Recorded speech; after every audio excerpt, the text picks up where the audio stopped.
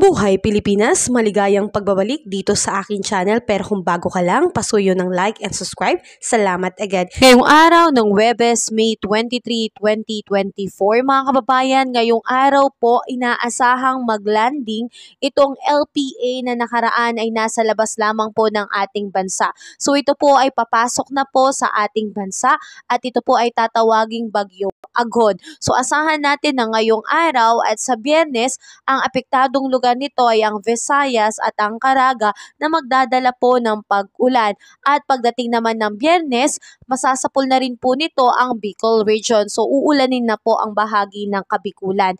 At asahan natin na itong bagyo naman na po ito ay hindi naman po ganun kalakas. Ito po ay mahina lamang.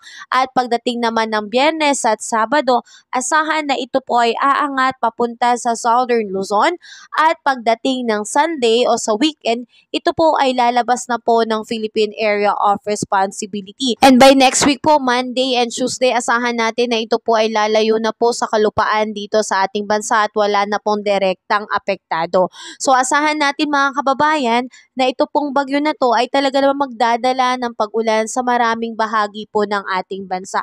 So asahan natin na ngayon darating na Biyernes at Sabado, Linggo ay marami na pong lugar sa ating bansa ang uulanin. So narito pa rin po mga kababayan ang epekto sa ngayon ng easterlies. Ito po ay mainit na hangin kaya maraming lugar pa rin po ngayong araw ang maaliwalas ang ating mararanasang panahon. Asahan natin na sa Metro Manila ay aabot pa rin po ang kanilang air temperature ng 35 degrees Celsius. Sa Baguio po ay 25 degrees Celsius, Lawag 34 degrees Celsius, Tuguegarao 35 degrees Celsius, Tagaytay 32 degrees Celsius at Legazpi po 33 degrees Celsius. So asahan din po natin dito sa Visayas at sa Mindanao, magiging maaliwalas po ang panahon pagdating ng umaga, pero pagdating ng tanghali at sa hapon ay makakaranas na po ng mga biglaang pag-uulan. So tayo po ay mag-ingat lalo na po sa mga prone areas dahil posibleng pong magkaroon ng pagbaha or landslide.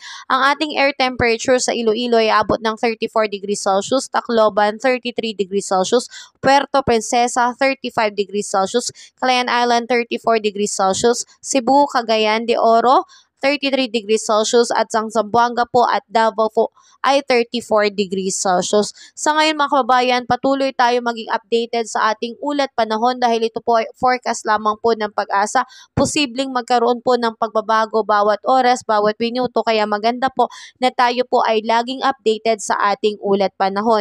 So ngayon mga kababayan, paghandaan po natin lalo na po sa mga nabanggit na area na posible pong magkaroon ng pag-ulan. So expect na po natin ngayon mga kababayan na pagdating ng Biyernes at sa weekend po, maraming lugar na po sa Pilipinas ang uulanin. Epekto nga po nitong pumasok na LPA na bagyong Aghon. So mga kababayan, ugaliin po nating magdala ng payong binang pananggala sa mga biglaang pag-ulan at lagi po tayo maging updated, manood po tayo ng balita palagi mga kababayan, and keep safe po sa inyong lahat. Salamat at ingat mga kababayan, pasuyo naman ng like and subscribe kung nakatulong sa iyo ang video na to. Ingat kabayan, God bless.